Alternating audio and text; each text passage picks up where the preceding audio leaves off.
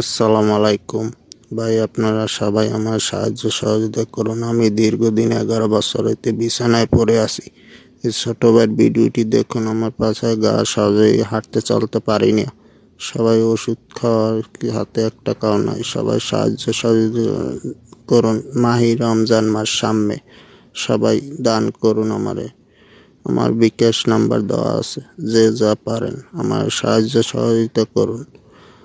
আমি একটি কাজ করেও খাইতে আসি না, হাত দিয়ে ধরিয়েও খাইতে না।